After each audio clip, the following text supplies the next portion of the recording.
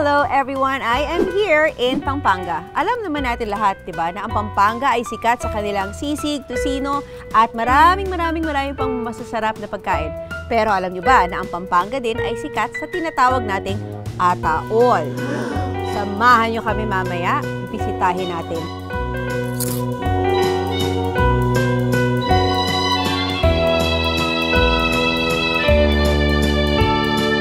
Ako po si Angel Hazel with wings. Hello mga ka-angels! I am here in Santo Tomas, Pampanga para bisitahin ko ang tinaguriang Casket Capital of the Philippines. Tara!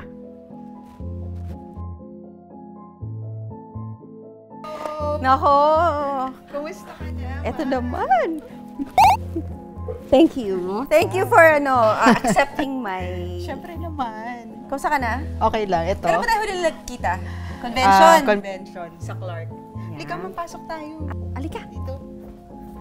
So ito ang lugar. Yes. Ito ang lugar. Ayan mga ka-angels, so I'm here with a new blood, newbie in this industry. Si Maring Kit. Hi, ma'am. What? Ako si Kit Basilio from Pampanga, may-ari ng Marijas Casket. May idea ka ba kung kailan nag-start to dito sa Pampanga? Bakit dito nagsimula yung mga casket makers? Sa pagkakaalam ko, ma'am, talaga, mga Kapampangan, skilled worker yan, especially sa wood. Kasi dito sa Pampanga, nung unang panahon pa ata, ang furniture talaga dito nanggagaling. Oh. So yung mga magagandang furniture, mga cabinets, even sa bahay, magaling silang gumawa. Siguro, ma'am, pagdaan ng panahon, nag-evolve na yung talent ng mga Kapampangan natin dahil since magagaling nga sila sa sa woodworks. So hanggang siguro nag-try silang gumawa ng kabaong from wood, tapos din sila ng metal hanggang sa na-develop. Nung una takot kasi ako talaga sa patay tsaka sa casket. Siguro, ma'am, nasanay na lang din dahil everyday, kahit gabi, umaga, casket yung katabi namin. Bakit kayo napunta dito sa before casket? Po, nagtatrabaho kami sa training center ng mga seaman sa Manila. But then, recently, si husband, parang na-feel niya or naisip niya na parang forever na lang ba kami magiging empleyado? Why not mag-try kami ng business na doon sa lugar namin, dito nga sa Santo Tomas, Pampanga. Kumbaga, wala kaming minana na kabaungan. Parang start from zero. So, zero knowledge, lahat wala. Wala po lahat. So, kung lakasan lang ng loob na magtayo kami ng business, alam kasi namin na bago kami, hindi talaga kami magaling. So kami, ang iniisip namin, mas experience sila, mas marami silang alam pagdating sa kabaong dahil nga doon sa mga na-encounters nila. So, ina-apply namin kung ano yung request nila. At the same time, kung meron kaming inputs doon sa kabaong na galing naman sa amin, isasuggest namin kung gusto niya ng ganito. Kumbaga, give and take ng ideas para makabuo kami ng casket na maganda. At the same time, ma'am, hindi lang kami nagstay dito sa Pampanga, ginamit namin yung social media. Before kasi walang nagpo-post ng kabaong. Tama. Yes. Tama yan. Walang nagpo-post ng kabaong. Parang ginamit namin yung social media nun para mag-post ng kabaong na hindi siya actually nakakatakot . Pwede mo nga siyang i-customize, pwede mo siyang i-design. So before, yes, ang mga kabaong is parang mga neutral color, yung white, yung gold, yes, yung mga ganun lang, beige. Tapos, ma'am, nag-create kami na why not gawin nating may kulay yung kabaong? Para naman hindi laging, although yung sa death kasi, ma'am, parang laging malungkot, di ba? Yun yung perception ng iba. Bakit hindi nating gawing kulay? Kasi ang mga tao naman, iba-iba naman yung perception nila. Halimbawa, di ba, a celebration of life and death. Ba't di nating bigyan ng kulay yung kabaong? Ang ganda nun. bakit hindi natin bigyan ng kulay yung kabaong? So may innovation na Yes, nangyayari. innovation. Tama. Actually, ngayon, in order for you to sustain and to be known, kailangan mong i-innovate talaga yung isang bagay. Actually, changing perspective and putting colors in your casket, siguro yan. Maganda nga yan. Actually, kayo yung nagiging vehicle ng mga local artists nyo. Di ba ang organized? Yes. Kailangan Organized ni Kong for safety. For safety. Oh, yes, for Actually, safety. makikita mo yung yung pulido ng paggawa. Kung sa mga gamit pa lang, kapag maayos yung gamit mo, maayos yung For trabaho safety, mo. yan. Diba, no? Tama, Kong Dong? Tama po yan. Tama ba yung sinasabi ko? Tama yan. Kasi kung magulo ang paligid mo, magulo rin ang pag-iisip mo. Magulo rin ang casket mo. Yes. Tama ba? No. Ayun. So ito, ito na yung tinatawag na? Eto ma'am, ang variety ng casket na to ay Regency. Oh, yes. Regency. Ano-ano nga ulit yun kung saan? From raw hanggang sa matapos na. So, sino-sino itong mga to?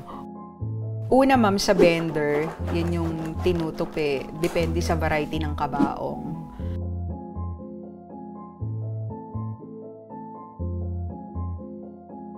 So, yung mga Yes. binend kanina, dadalhin Dito bubuuin. dito naman siya bubuuin. Yes, dito po siya binubuo para pumorma na yung kabaong. Kabaong natin.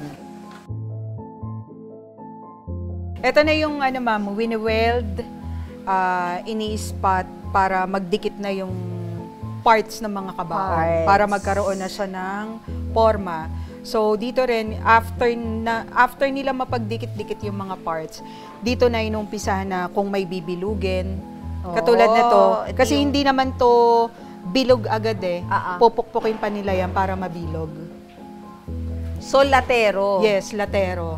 So, ikaw si FPJ. Mm. Siya si Panday. Siya si Panday ma'am. So, sa kanila nakasalalay kung gaano kaganda Kakinis. ang kakinis ma'am doon sa kabilang Ah, iba pa, department. iba. Ito, sa kanila nakasalalay kung anong magiging forma ng kabaong mo. Maganda yung pagkabilog, pantay dito. Ang takip mo, gaano kataas. So, sa kanila po yon. May mga sukat yun sa kanila ma'am. And then after sa assemble, kapag nabuo na, dito na sa masilya, mga masilyador. Yun yung parang tinatanggal nila yung mga rough edges. rough edges. So sa masilya yon, nililiha nila. Yun nga, minamasilya.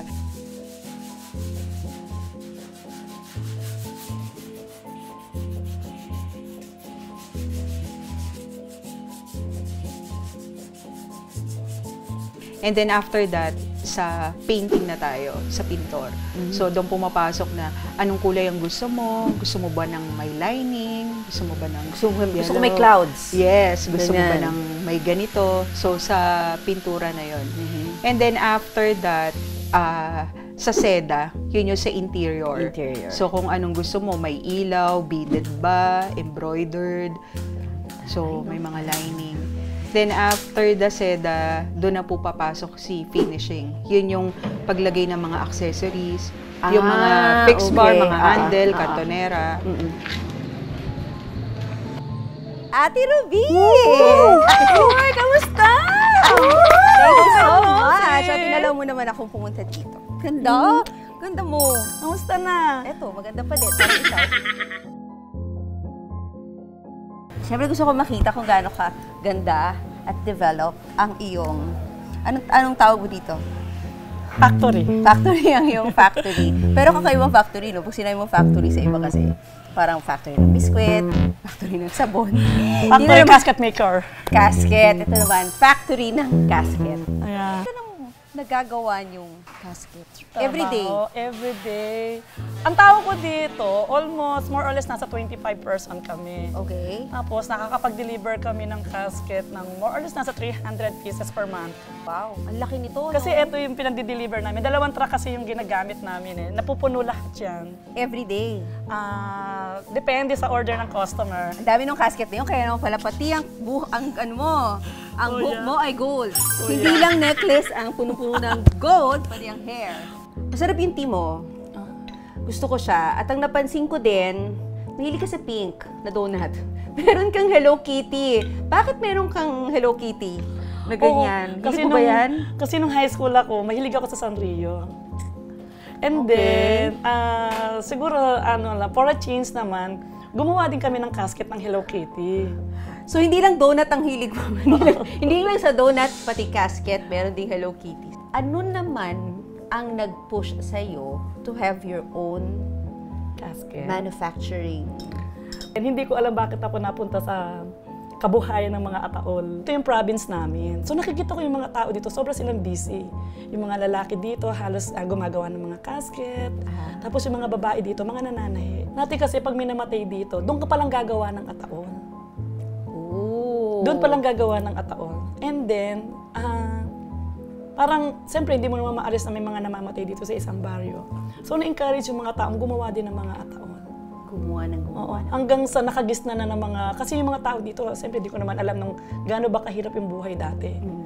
So, nakagisna na lang nila na after nila mag-aral, Ito na papasok na sila sa mga factory, magmamasilya, magsasahod na sila. Dito, matawag dito, generation by generation, from tatay, tapos lolo, to tatay, hanggang sa anak, hanggang sa apo. Yun Yun naging naging kabuhayan nila. Kaya dito sa trabaho ko, halos pamilya ang mga nandito. Kaya yun naman ang nag-encourage sa'yo na yun din, magtahi ka Oo. din. So, nag-start ka as, So nagkakat ako ng tela. So, ito yung lining? Tama ba? Ito yung lining ng yung mga hinihigaan ng mga patay, yung mga design ng mga patay. Natuto ako. Habang nananahi ako, natatahi yung kamay ko, chinatsaga ko siya. Sabi ko, bakit yung iba nakakagawa ng ganito? Bakit hindi ako? So, Diba? na-challenge ka? Na-challenge ako. Ano yung, hindi, magka-casket na ako. Na-encourage din ako kasi halos lahat ng pinupuntahan kong factory, umasenso sila sa mga casket. So, na-inspire talaga Na-inspired sila ako. So, nag-start ako ng 2,000 pesos. 2,000 pesos. Oo.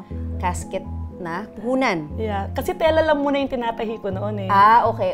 And Sige. then, nung nagkaroon na ako ng maraming puhunan siguro, no, ng mga worth 2,000, na-encourage ako. Ako kumuha ko na isang tao para buuin yung isang ataol. Tapos binenta ko siya sa isang puninarya na na-encourage din sa akin kasi siguro sa sales talk, dahil naging promo girl ako before. Sa sales talk ko Kasi yung ang ganda ataol mo rin ko. kasi. Oh, thank Di lalo you. na kung 20 years ago. Uy, sana all!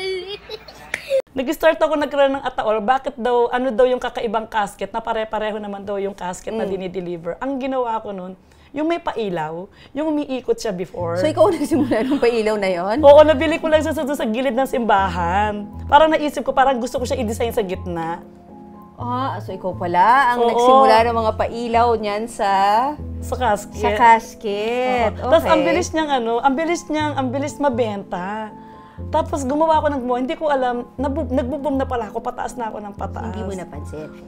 Nakatulong na ba itong casket making here in Pampanga sa turismo ng Pampanga? Meron naman, kasi hindi ako nagkakamali, before pandemic noon, 2018.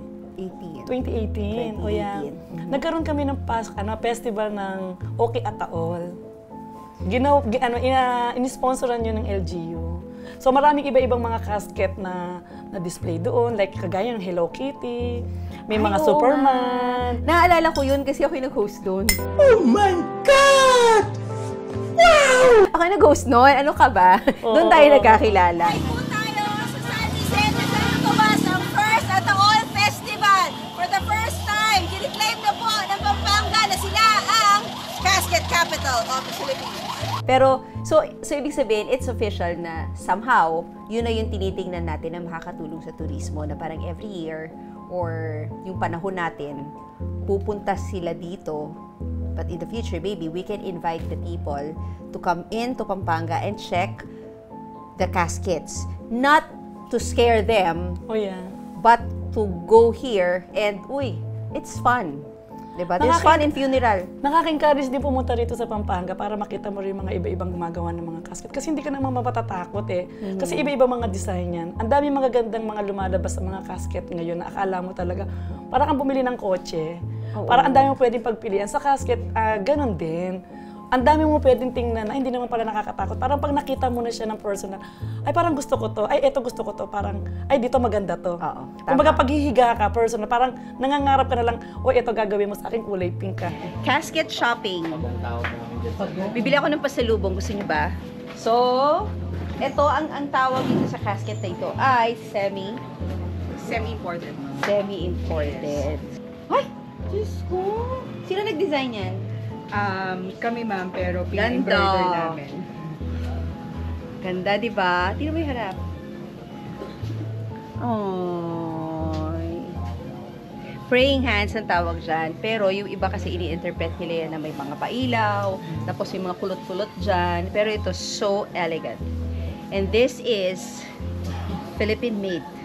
Yung casket nating ginagawa, nakakarating siya ng Mindanao, pero through biyahero. Biyahero. Yes, kumbaga, in-order sa amin ng biyahero, may mga contact siya dong funeral, since siya yung may contact doon, yung casket natin, yun yung dinideliver niya sa Mindanao. Hindi naman si Drew yun, no?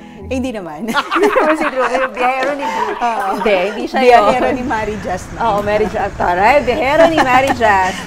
Tapos may mga, Doon. so puro casket to. Tapos umiikot sila. Luzon, Visayas, Actually, ma'am, Mindanao, hindi ganun. lang casket, even yung mga funeral accessories or funeral needs nung mga kapuneraryo Funeral natin. bulbs, Like mga ilaw, yung mga carpet, lahat ng ginagamit sa funeral service, dala nila. Even accessories. So you're saying na here in Pampanga, hindi lang talaga tayo ataol.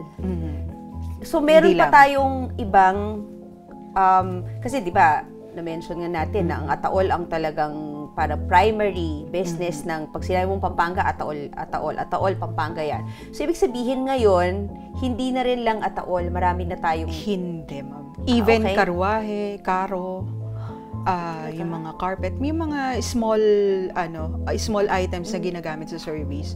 Meron din Dito dito. na rin. Dito lahat kinukuha. Mga curtains. So, pwede pala natin sabihin, hindi na siya casket capital, funeral capital. Yes, dito lahat. Funeral Dito capital of the Philippines, Dito Pampanga. lahat. And then this one, ito naman yung tinatawag natin full couch. Ang ganda na ito, ha? Ang ganda. Matatakot ka bang humiga dito? Ako feeling ko, pag sinabi mo, itry kong, takot pa, hindi naman ako takot, pero I haven't tried lying inside a casket. Hindi ko pa siya na-try. Pero parang feeling ko, pag pinatry mo ako, gagawin ko to. Hindi ako Malambot. matatakot dito. Malambot, ma'am. Malambot ang Oo, tingnan mo, oh. Parang comfortable. So kapag may nag-challenge siya sa akin na humiga, tatawag ko sa inyo.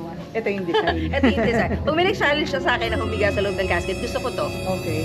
From this brand. Noted, ma'am. Noted yan, ha? Noted. So, huwag niyo naman ako i-challenge agad. Hindi talaga nakakatakot, ha? Alam mo, tayo lang nagsasabi na nakakatakot ang death. Pero, if you're going to look at it, if you're going to appreciate the art behind everything about death or anything that you see in death, ay nako, hindi masamang magplano. At Yes. hindi masamang isipin na, ito yung gusto ko, ito yung gusto ko. At least buhay ka pa, ma'am. Alam mo na kung ano magiging itsura. Correct. Itsura. Correct. Ako, ang sarap itong tabihan, tapos mag-necrological program, no? Tapos sasabihin, puro magaganda. Ay, nako, bonggang. Gusto ko to.